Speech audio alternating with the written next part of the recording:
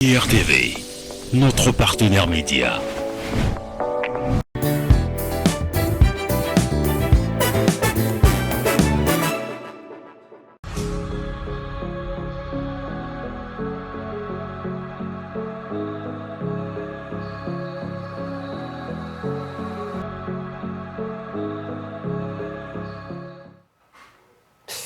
Merci de nous rejoindre sur MCR TV et bienvenue dans cette tribune de la campagne électorale de la présidentielle 2026.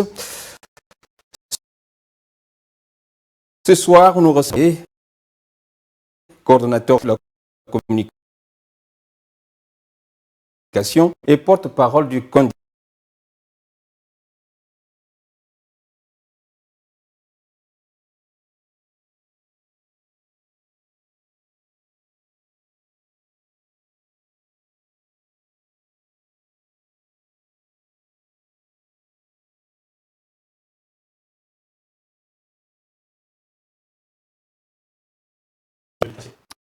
Ensemble, nous allons découvrir l'offre politique de ce candidat qui a d'ailleurs démarré sa campagne à Ouessou dans le département de la Songa.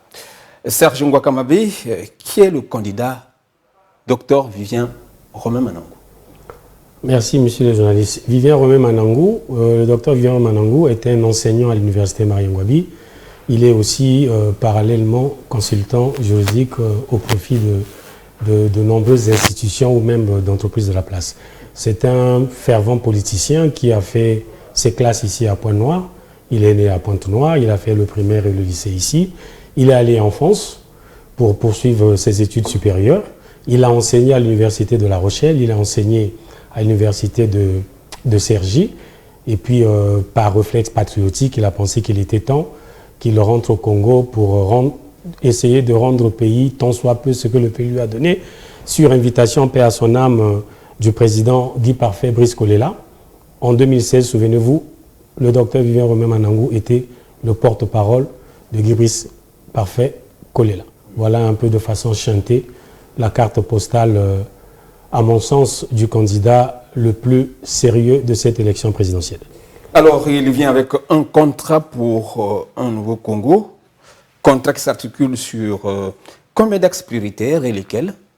7, on va dire globalement 7. C'était le contrat pour un nouveau Congo, c'était un document assez concis d'environ 80 pages, mais je vais essayer de vous circonscrire les objectifs principaux. Donc le premier objectif, c'est la réforme de la gouvernance, okay? Parce qu'aujourd'hui, le pays souffre de deux phénomènes principaux. Il y a la prolifération des institutions extractives, c'est-à-dire que vous avez une élite restreinte qui capte toutes les richesses, le pouvoir et les ressources pour servir la dite élite.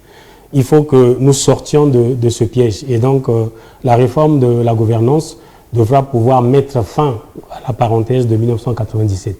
Et pour y arriver, nous avons une méthode qui s'appelle le quinquennat transitoire. On y reviendra. Le deuxième objectif, c'est la réforme de l'État.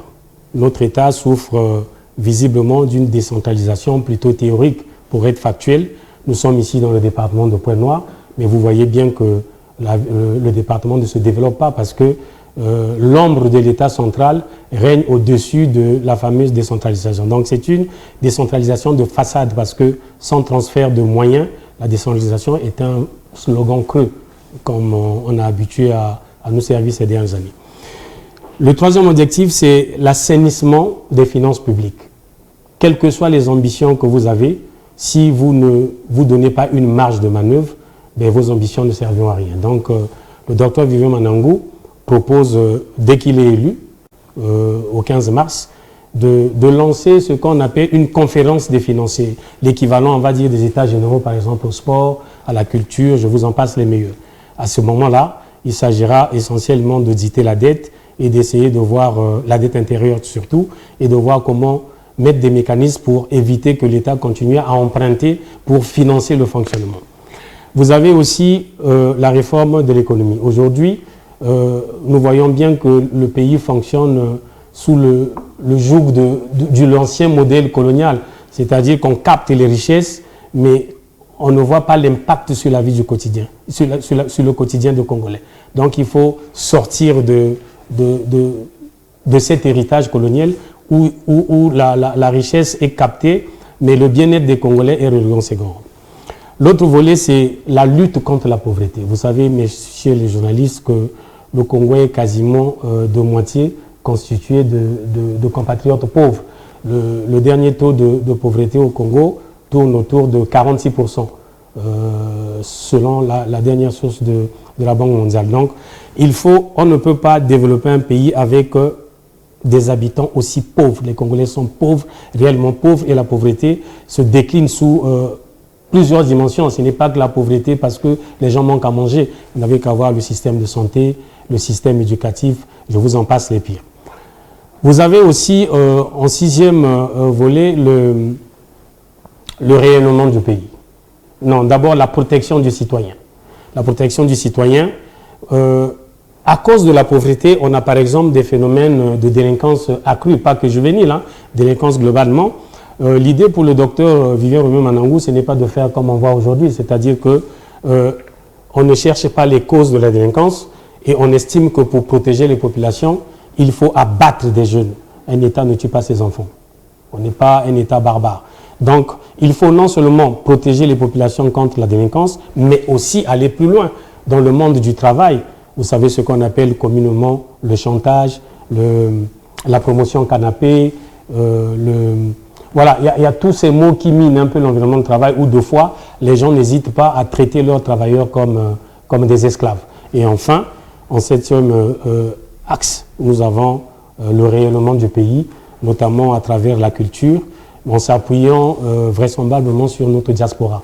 Nous avons une diaspora riche, nous avons une diaspora pétrie de talent, mais malheureusement, dans la réalité, la diaspora est conçue par le pouvoir en place comme si c'était une opposition, comme si c'était des résistants, alors qu'il s'agit simplement du collectif des enfants du pays établis à l'étranger. Vous avez des compatriotes, parce que la liaison est quasiment coupée avec le pays, ben, ils préfèrent prendre d'autres nationalités pour briller, notamment dans le domaine du sport, dans le domaine de l'invention. Je suivais dernièrement sur CNN avec mon modique niveau d'anglais, qu'on avait un Congolais qui a fait une invention qui a été retenue parmi les top 5 des inventions aux États-Unis en 2025, mais il a été promouvoir cette invention sous le label du drapeau américain parce qu'ayant fait les appels de phare à son pays, il n'a pas été entendu. Moi-même qui vous parle, j'ai dans ma gibecière un talent congolais qui a produit de l'énergie vectorielle, on en parlera. C'est la plus propre des énergies pour un pays qui sconde l'écologie tous les jours.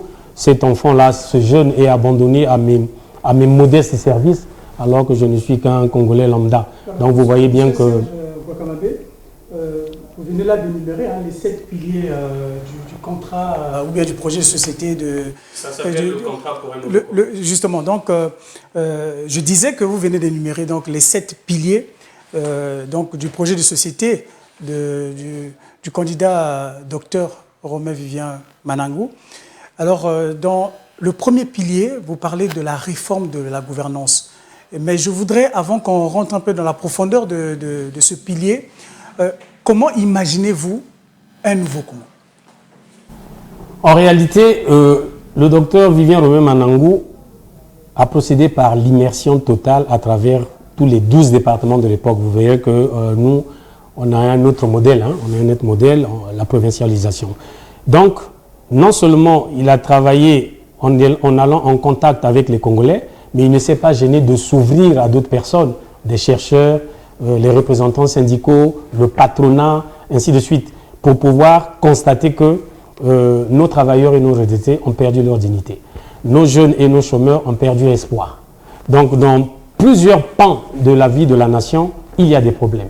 Alors, le constat est parti du fait que la situation est difficile, voire très difficile, mais elle n'est pas insurmontable. Si on y met un peu de sérieux, je pense qu'on peut trouver des mécanismes. C'est pour ça la réforme de la gouvernance est un passage obligatoire. Je peux vous dire, messieurs les journalistes, aucun candidat ne réussira à amorcer le redressement de ce pays si je souhaite que ce soit le docteur Vivien Romain Manangou. D'ailleurs, j'espère que ça va être le cas. Mais on va essayer d'imaginer une hypothèse autre.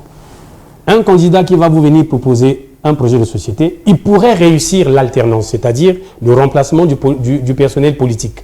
Mais sans la réforme de la gouvernance actuelle, c'est voué à l'échec. Parce que l'alternance qui se limite au niveau du renouvellement du personnel politique ne touche pas au système. Or, le vrai problème ici au Congo, c'est le système. Vous prenez les hommes, quels qu'ils soient, vous les mettez dans un même système, ils vont développer les mêmes réflexes. Je vous prendrai un cas pratique. Comment est-ce que cette gouvernance va se développer, oui, va se transformer? C'est ce que nous voulons avoir comme précision. Nous avons parler de gouvernance, mais c'est un peu général. Nous avons une méthode, et la méthode, c'est le quinquennat transitoire. C'est-à-dire que dès son élection, le président, le candidat Dr Vivien Romain Manangou va soumettre en référendum un acte fondamental déjà pour casser l'actuelle constitution et pouvoir se donner les moyens de travailler. Sans la réforme des institutions, tout le reste ne tiendra pas. Donc voilà notre méthode. Et combien de temps peut durer cette transition? On va dire à tout casser 90 jours. Ok? Parce qu'il faut aller au référendum. Ce n'est pas quelque chose qu'on va faire comme ça par un claquement de doigts. On va dire à peu près 90 jours. Et pendant ce temps, le gouvernement pourra continuer à gouverner par voie de décret. Alors, moi, s'il y a quelque chose que je voudrais dire, vous avez parlé de casser le système. Parce que tant qu'on ne casse pas le système, on ne peut pas arriver à quelque chose de nouveau. On ne peut pas faire du nouveau avec de l'ancien, si j'ai bien compris. Casser le système. Mais j'aimerais quand même sortir un peu d'abord du contexte dans lequel nous sommes, notamment la défense de ce projet. Si vous êtes arrivé jusque-là pour défendre ce projet, c'est parce que vous croyez en votre candidat, et vous êtes sûr d'ailleurs, sans doute qu'il va être élu, toutes les chances qu'on lui souhaite d'ailleurs. Mais quand je dis sortir un peu du contexte, il y a quelques jours, sauf erreur de ma part, je pense qu'avant la date même du lancement de la campagne, j'ai dû vous suivre sans doute sur les réseaux où vous vous êtes plaint du fait qu'il y a certains candidats, en l'occurrence le candidat président sortant, qui avait commencé, sinon ces militants avaient déjà commencé à afficher les banderoles et autres, alors que la date du début des campagnes n'était pas encore arrivée. Et vous avez mentionné le fait qu'on était, comme qui dirait, une violation de la loi électorale en quelque sorte. Alors je voudrais savoir, avant d'arriver à la suite de mes questions, c'est chercher à savoir où est-ce que vous en êtes aujourd'hui? Est-ce que vous avez initié quelque chose? Si oui, où est-ce que vous en êtes? Vous aidez, monsieur le journaliste. Comme vous parlez du candidat Dr Vivien Romain Manangou, vous citez son nom. Là, en l'occurrence, il s'agit du candidat Denis Sassou Nguesso. Ça, c'est moi qui le dis. Donc, le candidat Denis Sassou Nguesso a violé la loi électorale, a bloqué les routes, a bloqué le rond-point Lumumba, il a mis la circulation en difficulté, tout ça là, en violation flagrante de la loi électorale, ça on peut le dire. Donc nous nous sommes contentés de dénoncer pour que vous sachiez que ça partait sur des bases plutôt ratées. C'était ça. Mais on ne va pas continuer à pleurnicher là-dessus. Je peux vous garantir que ça aurait été un autre candidat, peut-être qu'il y aurait eu des sanctions. Mais vous voyez bien que pour le moment, la frontière entre le candidat Denis Sassou Nguesso et l'administration électorale est tellement poreuse que voilà, on s'est contenté de dénoncer. Ce n'est pas une récrimination qui va durer sur longtemps. Voilà, vous ne faites pas comme si vous n'avez pas vu, vous êtes de point de vue, monsieur le journaliste. Excusez-moi. Moi, je veux revenir un peu sur la gouvernance parce que je ne me sens pas satisfait déjà de tout ce que vous venez de développer, puisque c'est votre projet, vous avez le droit de le défendre. Mais lorsque vous parlez de la gouvernance, vous évoquez la possibilité de changer la Constitution. Est-ce que cette Constitution, elle est déjà obsolète ou sinon elle ne répond pas aux attentes des Congolais? Non, il ne faut pas tomber dans ce piège. On est dans ce pays, on sait que malheureusement les constitutions sont souvent taillées sur mesure pour le candidat Denis Sassou Nguesso, président. Okay? Ce que nous proposons comme rupture, si vous ne changez pas de constitution, il n'y a pas d'issue. Donc, le but du quinquennat transitoire, c'est effectivement de soumettre au peuple un référendum pour une transition qui sorte de l'ordinaire. Je peux vous rappeler, messieurs les journalistes, vous vous rappelez de la transition de flexible, comme ils disaient les vainqueurs de la guerre après le coup d'État de 1997. Il y avait une transition flexible, mais ça c'est une transition des militaires, des vainqueurs de la guerre. Souvenez-vous, en 1991, il y a eu une transition qui avait porté, paix à son âme, de fin Milongo, à la primature. Est-ce que vous avez souvenance qu'on avait consulté le peuple? Non. Ça, c'était une transition d'élite. On peut encore remonter plus loin. Lors du CMP, il y avait une transition, mais c'était une transition militaire. Cette fois-ci, ça va être une transition populaire. Nous allons soumettre au peuple congolais. Mais après la guerre de 1997, il y a eu quand même des élections démocratiques. Les vainqueurs de la guerre, en 2002. les vainqueurs de la guerre appellent ça transformer la victoire militaire en victoire politique. En réalité, c'est camoufler le coup d'État. Alors, on parle de la réforme de la gouvernance. Vous avez donné une proposition. Aujourd'hui, donc, la réforme de la gouvernance, bien sûr, nous sommes passés, mais aussi la réforme de l'État. Pour avancer vite, la réforme de l'État, comment pensez-vous proposer cette réforme de l'État et quelle est la proposition que vous faites? Donc, comme j'ai dit dans mon mot introductif, aujourd'hui, nous assistons à une décentralisation théorique. Le docteur Vigner Romain Manangou propose quelque chose de révolutionnaire, la provincialisation. Nous allons regrouper tous nos départements en 4 blocs. Vous allez avoir un premier bloc qui sera donc, je ne le prends pas par ordre hiérarchique, hein, juste tout en désordre. Vous avez la province de l'Équateur, qui va regrouper l'actuel département du Congo-Ubangi, le département de la Likwala, le département de la Sanga et le département de la Cuvette centrale. Vous avez la province de Mbé, qui va regrouper l'actuel département des Plateaux, le département Kenny-Alima, le département de la Cuvette ouest et le département de la Bouenza. Vous avez la province du littoral, qui va regrouper le Niari, le Kwilu et Pointe-Noire. Et enfin, vous avez la province du Congo central, qui va regrouper donc le département de Djué-le-Fini, le département de Brazzaville, le département du Poul et le département de la Bouenza. Une fois qu'on a fait ça, vous voyez déjà qu'on passe, je n'ai même pas envie de parler de décentralisation, d'un découpage en 15 blocs. Vous avez été incapable d'impulser le développement local avec 12 blocs et vous passez comme par enchantement à 15 suite à des calculs électoralistes. Nous voulons décentraliser de façon efficace. Comment ça va se faire? On va gérer les provinces par la péréquation. D'ailleurs, chaque département profitera immédiatement de 10% de toutes les ressources issues de son sol et de son sous-sol. Ensuite, il y aura 30% qui vont aller alimenter la cagnotte qui servira de la péréquation de façon équitable. Sinon, il va y avoir un déséquilibre. Et les 60% restants vont au niveau de la caisse de l'État central parce que le gouvernement central va continuer à gérer les postes régaliens comme la défense, l'éducation, je vous en passe les meilleurs. Dans les provinces vont être gérées par des gouverneurs désignés au sud, au suffrage universel direct. Par contre, l'État central devra nommer dans chaque province un préfet. Un préfet pour éviter, par exemple, les velléités sécessionnistes. Parce que nous voulons d'une provincialisation qui aboutisse à un développement territorial intégral. Donc voilà un peu de façon chantée comment nous voyons les choses. À partir de là... Est-ce qu'en scindant justement ou bien en répartissant l'État en 4 provinces, est-ce que vous trouvez que ce sera une gestion rationnelle des finances publiques? Oui, bien évidemment. Parce que chaque province va être maître de la politique générale de développement provincial. Okay? L'État va servir un peu d'arbitre, de redistribution à partir de la péréquation des ressources, mais surtout de veiller et de continuer à faire son travail et de garantir le fonctionnement des pans régaliens. Comme j'ai dit, l'école, l'armée, la défense, ainsi de suite. Mais par contre, le programme de développement, je vais vous prendre le cas comme ça à tout casser, par exemple du Congo central.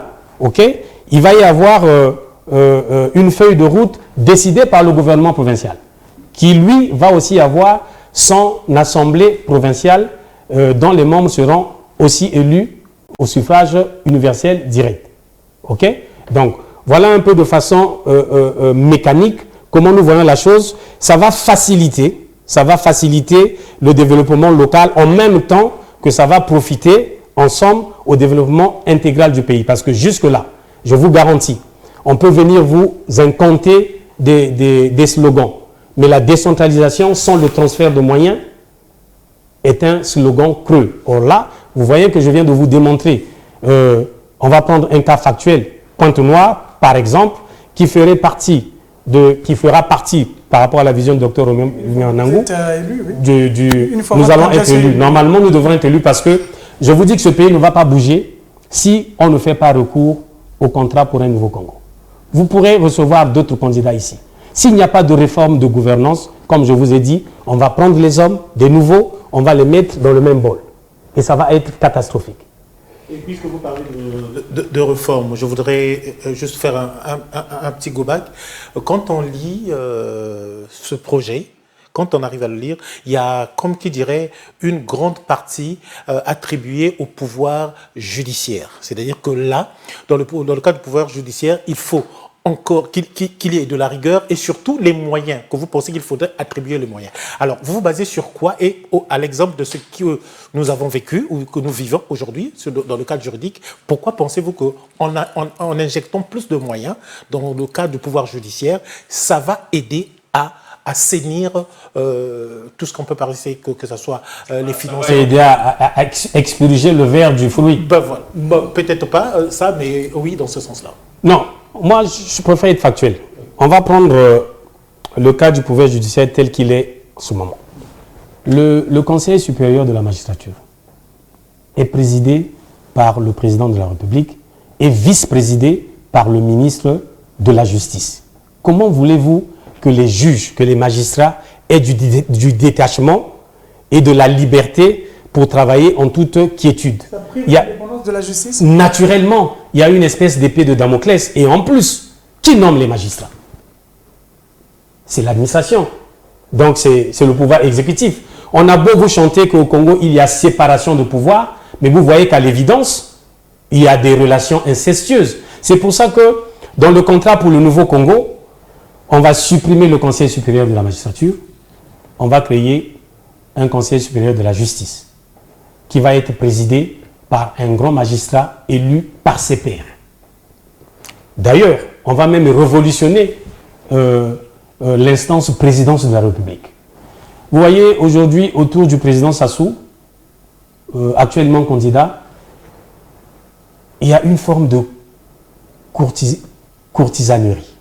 Chacun essaye de travailler pour son compte et pour pouvoir décliner les prébendes du pouvoir à ses proches. C'est très égoïste. Vous savez, même lorsqu'on a réussi à tout avoir pour soi, il faut avoir la grandeur de l'esprit, comme disait Jean Jaurès.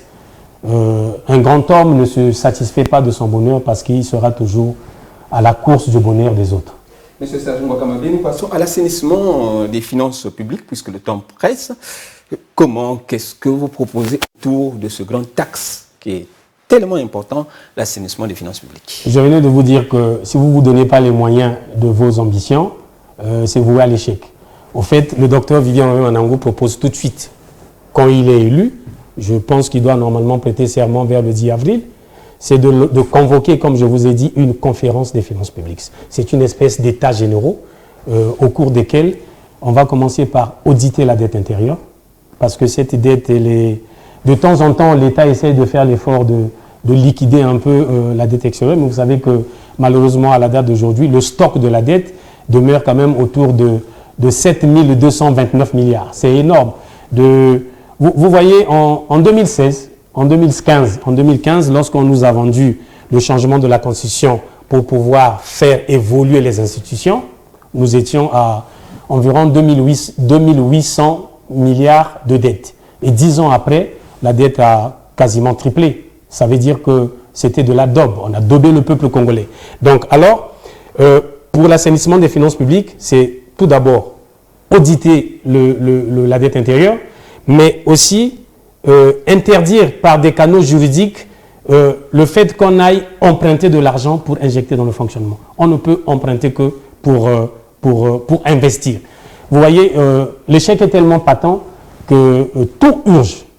Tout urge. Et lorsque le docteur a fait le tour de la partie septentrionale du pays, on se rend bien compte que les problèmes sont transversaux. Vous avez le chômage à Ouesso, vous avez la délinquance à Pointe-Noire, vous avez des retraités non payés à Infondo. Ce sont les mêmes problèmes. Donc, si on n'assainit pas les finances, on n'aura pas de moyens. Je vais vous prendre des cas concrets.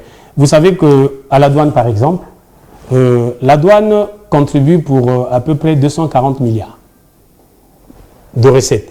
Paradoxalement, il y a 670 milliards distillés dans l'exonération.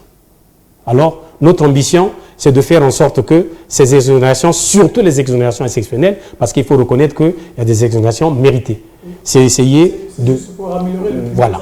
Il s'agit donc, au bout du quinquennat, de ramener les exonérations à 300 milliards. Ce qui nous fait déjà une bonne cagnotte. Vous avez par exemple la TVA. Vous savez, un pays comme la France, la première entrée financière de la France, c'est la TVA. La TVA aujourd'hui participe pour à peu près 241 milliards. D'accord? Mais la Cour des comptes, ce n'est pas le docteur Vivian Manon qui le dit. La Cour des comptes estime que si le recouvrement est rigoureux, nous pouvons aller jusqu'à plus de 1000 milliards de recettes fiscales. Qu'est-ce que le docteur propose? Il propose simplement de rendre beaucoup plus rigoureux le recouvrement de la TVA. Et comment rendre rigoureux le recouvrement des recettes fiscales? Comment? Quelle est votre démarche pour rendre justement tolérance zéro, des recettes fiscales? tolérance zéro pour le cas de la TVA, tolérance zéro pour tous les opérateurs qui oseront encore détourner l'argent de la TVA. En réalité, la TVA, c'est quoi? C'est vous et moi. Vous allez chez... Je ne vais pas citer le nom du commerce, vous achetez un bâton de saucisson. Vous allez manger tranquillement. Mais vous ne vous rendez même pas compte qu'en ayant acheté le bâton de saucisson, vous avez fait l'effort fiscal de participer à la vie de la nation. Ok, on vous a peut-être prélevé 100 francs. Mais le commerce qui prend la TVA, ce n'est pas son argent, c'est votre argent et vous participez à l'économie du pays. Mais généralement, ces opérateurs se permettent, comme il y a un certain délai pour aller reverser la TVA, je pense que c'est 45 jours, 15 jours après la fin du mois au maximum, mais la plupart des redressements fiscaux au Congo, c'est le détournement de la TVA. Donc, nous proposons une mesure phare. On va ramener ce délai de 45 jours à une semaine et on va mettre en place des caisses enregistreuses directement connectées avec le dispositif fiscal. Comme ça, vous verrez que... Le paiement électronique semble être aussi un mécanisme efficace justement pour assainir les finances publiques, sinon protéger mais il faut le denier public. Il faut tout numériser. Nous avons une administration de paperasse, c'est archaïque. Même la douane. Est-ce que vous savez que la simple digitalisation des services douaniers peut nous faire rapporter jusqu'à entre 4 et 5 milliards. Donc il y a des axes sur lesquels nous allons travailler pour rapidement essayer de constituer la réserve qui pourra financer nos ambitions. Alors, M. Serge, il y a un gros chapitre, notamment la lutte contre la pauvreté. Tout à l'heure, vous avez parlé de pauvreté. Essayez de redéfinir cette pauvreté et proposer des solutions autour de ce grand axe. Sur la base des statistiques de la Banque mondiale, un Congolais est pauvre lorsqu'il a un revenu pour vivre de moins d'$1 par jour. Mais je pense qu'au Congo, il y a des gens qui restent plusieurs jours sans avaler une goutte d'eau. D'ailleurs, l'eau est une denrée rare. Donc, le pays a trop de pauvres. Nous avons 46% de nos compatriotes qui sont pauvres et d'autres même extrêmement pauvres. On ne peut pas développer un pays avec autant de pauvreté. Ce que nous faisons, c'est essayer de sortir, au bout de 5 ans, 1 million de Congolais du seuil de la pauvreté. Mais par quel mécanisme? Par l'emploi. Vous savez, lorsque vous donnez du travail à un Congolais, vous lui donnez un revenu. Lorsque vous lui donnez un revenu, c'est toute une chaîne, parce qu'il y a une famille qui est nourrie. Et donc, nous allons lutter contre le chômage, contre la pauvreté, par le canal de la création de l'emploi. Vous savez, le patronat privé nous dit que embaucher quelqu'un coûte cher, coûte très cher. Mais l'État a les moyens de modérer, de minorer les charges. C'est ça qu'il faut mettre sur la table, de minorer les charges sociales pour donner la possibilité au secteur privé de recruter des jeunes. Mais au-delà de ça, la capacité de recrutement, même au niveau du patronat privé, tourne autour de 6 000 emplois par an. Nous avons l'ambition de monter ça à 30 000 emplois par an. Et vous verrez que à partir de la lutte contre le chômage, il y a un impact direct sur la lutte contre la pauvreté. Donc voilà un peu ce maillage-là que nous comptons faire pour sortir 1 million de Congolais de la pauvreté à l'orée de 5 ans échus de ce quinquennat. Donner du travail, faire de sorte qu'un Congolais ait des revenus, tout ça c'est bien, mais il faudrait du temps pour arriver à réaliser ce projet, arriver à le faire asseoir, afin qu'il puisse déjà y avoir des retombées. Quelque part, vous avez notifié dans les réformes, je vais prendre ça dans le contexte, dans le contexte financier, vous avez dit que, s'il faut que j'emprunte les termes empiriques, vous avez dit que le Sénat n'avait pas sa place, parce qu'il y a près de 12 milliards comme ça qu'on jette comme ça, et que vous pensez que vous devez sucrer cette partie-là. Pourquoi? Et en combien de temps cela peut se faire une fois que vous avez pris les rênes, parce que qu'on le veuille ou non, après l'élection du président de la République, le Sénat ou l'Assemblée qui est là va encore se prolonger quelques mois, pour ne pas dire peut-être une année, avant qu'il y ait de réformes. Monsieur le journaliste, dès l'élection du docteur Vivian Manangou, nous allons soumettre un acte fondamental au peuple par voie référendaire, je venais d'expliquer. Pourquoi on va supprimer le Sénat? En plus, vous savez que le Sénat a été instauré au Congo qu'à partir de 1992. OK? Et d'ailleurs, même après la guerre de 1997, il n'y avait pas de Sénat. Nous travaillons avec le Conseil national de transition, si je m'abuse. Donc, quelle est la plus-value? Quelle est la valeur ajoutée du Sénat actuellement dans le domaine législatif? Il n'y a rien. Nous supprimerons le Sénat et nous aurons une économie immédiate de 12 milliards. Tout ça là, ça va aller abonder notre cagnotte pour pouvoir financer nos ambitions. Alors, parlons de l'offre de santé, parce que ça rentre dans le cadre de la pauvreté. L'offre de santé, comment essayer de relever un peu tout ça? Vous avez parlé de la santé. Monsieur le journaliste, est-ce que vous savez qu'en moyenne, un Congolais va en consultation médicale une fois tous les 4 ans? Une fois tous les 4 ans. Ce n'est pas que le Congolais ne tombe pas malade.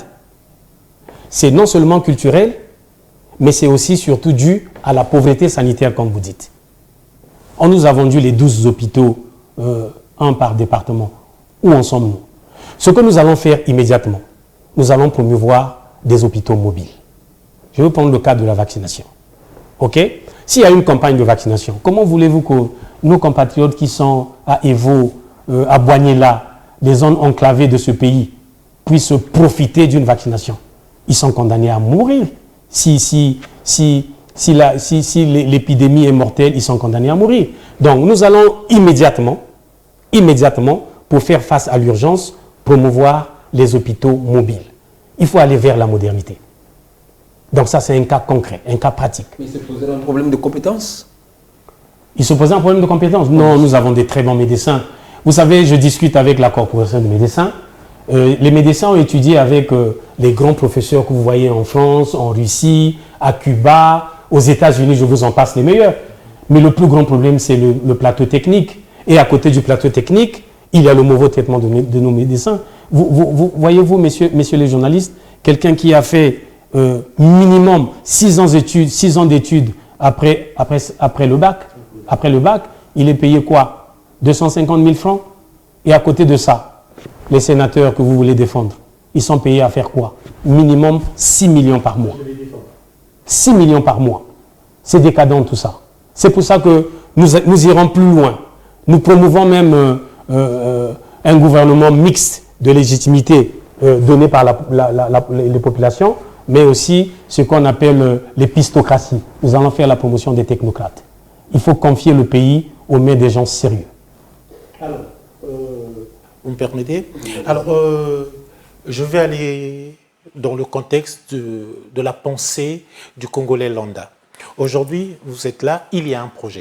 Ce projet, pour être exécuté, il faudrait que vous soyez élu. Et une fois élu, en ce moment-là, vous devez faire asseoir vos bases pour commencer à faire quelque chose. Le travail en lui-même, nous savons que pour qu'il y ait production, tel que chez nous, le contexte du travail, on a des nombres d'heures de travail. Et aujourd'hui, il a été observé il est remarqué que le Congolais, prenons le cas du plus grand employeur du Congo, donc la fonction publique, le Congolais, au lieu de 14 heures de travail moins de 14 heures de travail. Pas parce qu'il ne veut pas travailler, mais parce qu'il est contraint à un rythme qui ne lui permet pas de travailler. Je m'explique. Il quitte chez lui pour arriver à son point, à son lieu de travail. Il peut partir de chez lui à 6 heures du matin, mais il aura l'occasion qui va lui permettre de se rendre à son lieu de travail, peut-être à 9h ou 10h. Nous connaissons les réalités dans les points, dans les lieux d'attente des bus, par exemple. Et quand il arrive à 9h, au lieu de travail, il va commencer à travailler peut-être autour de 9h ou 10h. Ça veut dire qu'il aurait perdu au moins 3 heures. Et nous savons que quand c'est comme ça, le rendement n'est pas le même. Et cette situation perdure. Une fois élu, si votre candidat est élu, dans le cadre du transport et de réorganisation, parce qu'on va parler de réorganisation dans ce sens-là, qu'est-ce que le candidat va s'atteler à faire dans ce contexte-là? Vous savez, les problèmes du Congo, en marge de la défaillance de l'État qu'on tente de démontrer à mesure que l'interview avance, il y a aussi la responsabilité citoyenne. Nous allons remettre le Congolais au centre de nos priorités. Comme ça, il prendra conscience. De toute façon, nous allons basculer de la fonction publique classique vers la fonction publique provinciale. Et je vous ai dit que le gouverneur ne va pas être nommé, il sera élu. Donc, il va y avoir une révolution de mentalité. Pour les routes, par exemple, au Congo, même le palliatif du secteur de transport privé, il n'est pas mauvais du tout. Mais le phénomène, comment on appelle, demi-terrain, est dû à quoi? Est dû aussi surtout à l'état des routes. À l'état des routes. Sinon, en temps normal, déjà c'est un échec. Vous voyez l'échec de la décentralisation. Une grande ville comme Pointe-Noire, il n'y a pas de compagnie de transport urbain. Il n'y en a pas. Si vous construisez... si vous appelez ça ce qu'on appelle communément les mal à l'aise, oui. Tel que je vous vois tout beau, bien habillé, vous m'entrez dedans. J'ai essayé pour expérimenter. Je vous dis, c'est piteux. C'est pas pour rien. C'est juste de l'État qui existe. C'est piteux parce que non seulement il y a la mentalité des gestionnaires, mais il y a aussi le fait que il faut faire la promotion du civisme. Il faut vraiment faire la promotion du civisme. C'est-à-dire que, je vais vous prendre un cas. Moi, je suis venu ici, c'est une chaîne privée. J'ai vu qu'il y a une comptabilité, il y a une caisse. Il faut payer la dîme. La chaîne privée doit tourner. La dame caissière que j'ai vue là, je ne pense pas que lorsqu'elle part d'ici, elle prend un billet de 1000 francs. Elle va être virée demain. Donc, elle s'auto-régule toute seule. Hein. Vous prenez la même dame. Donnez-lui un poste au guichet du trésor public. Elle va voler. Elle va voler parce que le système est fait de sorte que l'environnement encourage le vol. Elle va voler, pas parce qu'elle est voleuse. Elle va être peut-être obligée de voler pour prendre une rétrocession ou faire comme les autres. Donc, la mentalité est à changer. Alors, Monsieur Serge Ngouakamabé, vous êtes donc je rappelle toujours, vous êtes le porte-parole du candidat Romain Vivien Manangou. Donc, vous défendez justement le contrat pour un nouveau Congo et dans le volet lutte contre la pauvreté ou réduire la pauvreté, s'appelle également à la réduction des charges. Parce que, est-ce que vous envisagez, par exemple, de rendre l'éducation gratuite, quand je parle de l'école, ou de réduire, par exemple, les coûts ou les tarifs de l'électricité ou de l'eau? Pour l'école, à ce que je sache, l'école est gratuite au Congo. Et les parents ont l'obligation de scolariser leurs enfants, je pense, jusqu'à l'âge de 16 ans. Donc, à moins que vous fassiez allusion au secteur éducatif privé. Même à l'État, à l'université Marangabé, les gens paient les frais de scolarité. Oui. Est-ce que vous allez rendre l'éducation gratuite, mais à 100%? Ça peut se compenser. Ça peut se compenser. D'ailleurs, pour les étudiants, nous avons l'ambition de universaliser la bourse. Est-ce que vous savez qu'à l'université, il n'y a que les étudiants qui sont dans les écoles, les instituts, comment ça s'appelle, l'ENS, l'ISG. En tout cas, il n'y a que ces étudiants-là de première année qui ont droit à la bourse. Alors que vous savez très bien que les plus nombreux se retrouvent dans les facultés. Pourquoi cette discrimination? Est-ce que nous avons passé le même bac, mon orientation, mon aisance me pousse à aller par exemple à la faculté de sciences éco, vous allez à l'Institut supérieur de gestion, ça suffit pour que vous ayez la bourse, pas moi. Nous allons universaliser la bourse. Vous avez aussi parlé en dehors de l'école. Oui. L'eau et l'électricité. Est-ce qu'on peut réduire par exemple les tarifs pour réduire les charges sociales des citoyens congolais? En 100 jours. Pour le cas de l'eau et de l'électricité. En 100 jours. Parce que généralement, on teste les promesses d'un... Nous, de toute façon, on a zéro promesse. On n'a que des engagements. En 100 jours, on va drastiquement juguler la pénurie d'eau. En procédant par la construction des fourrages réglementaires. Première phase. Vous savez, l'opération Eau pour tous. En moyenne, un puits que vous voyez là avec des bidons verts, jaune, rouge a coûté 40 millions à l'État. 40 millions pour un forage. Avec comme cerise sur le gâteau, ça ne marche pas parce que le système solaire ne marchait pas, on a volé les batteries, ainsi de suite. Vous allez comprendre que l'eau et l'électricité vont ensemble. Vous remarquez même chez vous à la maison, quand il n'y a pas de courant, il n'y a pas d'eau. En 100 jours, le docteur Vivien Manangou prend l'engagement de construire des forages réglementaires. Parce que n'oubliez pas qu'il y a un texte qui encadre la construction de forages pour préserver la nappe phréatique. Pour l'électricité, nous avons une révolution. Vous savez, le problème de l'électricité, c'est quoi? Le Congo actuellement produit entre 650 et 700 mégas. Le gouvernement actuel a l'ambition d'atteindre 1500 mégas à l'horizon 2030. C'est-à-dire qu'une petite ambition, quand nous savons qu'actuellement, le taux de pénétration est de 35%. Et que pour assumer le plein courant au Congo, il faut envisager 3000 mégas. Mais le gouvernement, petit bras, il pense faire 1500. Et à côté de ça, vous avez le problème de production d'électricité. Ok? On a désintégré la Société nationale d'électricité pour arriver à cette catastrophe à laquelle nous vivons. Nous allons faire quelque chose de très puissant. Nous allons introduire l'énergie vectorielle. C'est quoi l'énergie vectorielle? C'est la plus propre de toutes les énergies au monde. Ouais. Et vous savez ce qui me fait mal? C'est que c'est l'invention d'un de ces enfants de ce pays. Alors tout à l'heure, donc on bondit sur ça, puisque le temps presse, à peine 4 minutes qui nous restent. Le rayonnement international, au niveau international, en prenant également le côté énergie vectorielle, avec l'enfant dont vous parlez, qui a créé ce mécanisme de production d'énergie. L'énergie vectorielle, comme je vais vous dire, c'est l'énergie la plus propre. Et je vous dis, en 127 jours, même le coin le plus reculé du pays, qui n'a jamais vu une seule ampoule s'allumer, fêtera le fait que, grâce au docteur Vivien Manangou, ils auront enfin vu une ampoule. C'est un procédé qui peut être condensé dans ce qu'on appelle Power Box. On va dire comment? Vous voyez, imaginez un groupe électrogène, d'accord? Mais vous ne mettez pas de l'eau, vous ne mettez pas du pétrole, vous ne mettez pas de gasoil, vous ne mettez pas d'essence. Vous ne mettez rien du tout. Lorsque moi, avant même cette échéance électorale, j'ai pris ce jeune, je l'ai emmené jusqu'au haut niveau du pays. J'ai touché la présidence de la République. Ils n'ont pas cru. Parce qu'ils sont dans des schémas empiriques. Et je me demande même, est-ce que la consonance du nom de ce jeune ne lui a pas joué des tours? En plus, parrainé par Ngouakamade.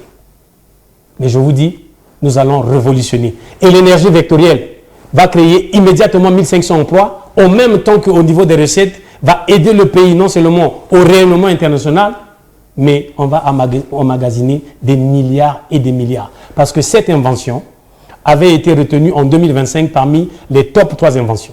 Nous avons été attendus à l'Organisation mondiale de la protection de la propriété intellectuelle. Vous savez pourquoi nous ne sommes pas partis? Parce que ce jeune Congolais n'a pas de passeport. J'ai personnellement appelé, j'ai joint M. colonel Anatole Makosso. Jusqu'à aujourd'hui, on est bloqué. Monsieur Serge Ngouakamade, il y a aussi un volet que d'ailleurs on n'en parle pas assez, c'est le logement. Parce que beaucoup de Congolais pensent que le logement coûte cher. Est-ce que vous avez des propositions à faire à ce niveau? Pour une population aussi pauvre, comment voulez-vous Vous avez entendu encore cette incantation, logements sociaux. Vous savez combien ça coûte? Minimum 300 000 et vous irez parfois jusqu'à 750 000, là au camp IGED. Et à Ebina, souvenez-vous, le 4 mars 2012, la date symbole de la faillite de l'État. Ils ont construit des maisons, ils se les ont appropriées eux-mêmes. Est-ce que vous savez qu'il avait été mis en place un fonds national pour l'habitat en 2010? Ok? On a ponctionné de l'argent sur des Congolais pour abonder un projet et pouvoir construire des logements véritablement sociaux. Et que propose le contrat pour un nouveau Congo?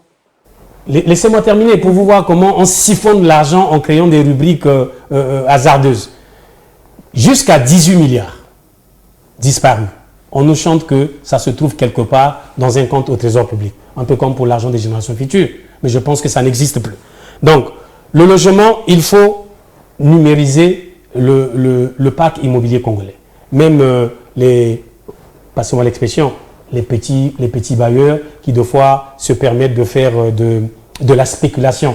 Il faut que nous soyons capables de dire une maison à Mongopuku, Siafumu le Mongué, où habite le porte-parole du docteur Vivero Manangou, au kilomètre carré, 2 chambres, une douche, ne peut pas dépasser par exemple 80 000.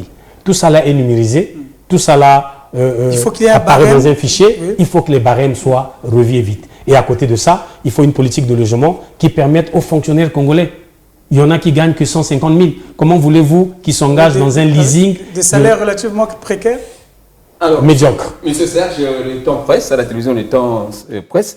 Un mot pour résumer un peu tout ça, pour que les gens comprennent la position que vous avez sur... Ce que je vais vous dire, c'est difficile de parler de soi. J'ai d'abord été séduit par le contrat pour le Nouveau Congo, le contrat pour un Nouveau Congo, avant même de pouvoir m'engager auprès du docteur Vivien Manango. Vous savez, si je ne me décris pas moi-même, c'est difficile. Je suis quelqu'un d'assez rigoureux et très avare de compliments. Donc, avant cette collaboration, j'ai été séduit par ce projet et je vous garantis, si on essaie d'être objectif, si on ne vient pas puiser dans le contrat pour un Nouveau Congo, nous allons rester dans cet immobilisme. Et vous voyez, après 43 ans, avec une parenthèse de l'Issouba, on voit bien que le candidat président n'a plus rien à proposer. Je vous ai dit tout à l'heure, on a réuni des jeunes, un bétail électoral, à la fin pour lui dire quoi? Nien, nien, nien, ponton, ponton, la belle. Merci beaucoup, monsieur Serge Ngouakamabe. Donc, nous disons que nous avons reçu ce soir, dans cette tribune spéciale campagne électorale de la présidentielle 2026, M. Serge Ngouakamabe, qui est coordinateur national, responsable de la communication et porte-parole du candidat Dr Vivien Romain Manangou. Il est venu présenter ce projet de société qu'ils ont intitulé « Le contrat pour un Nouveau Congo ». Merci.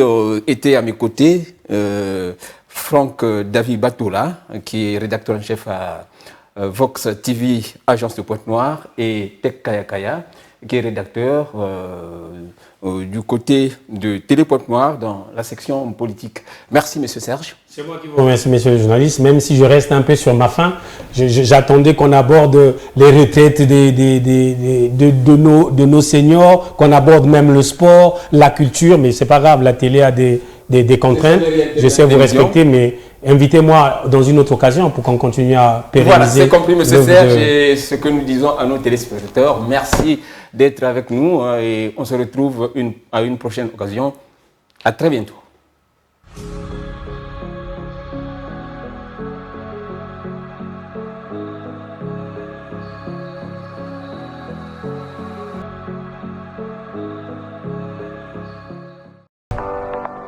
MCR TV, notre partenaire média.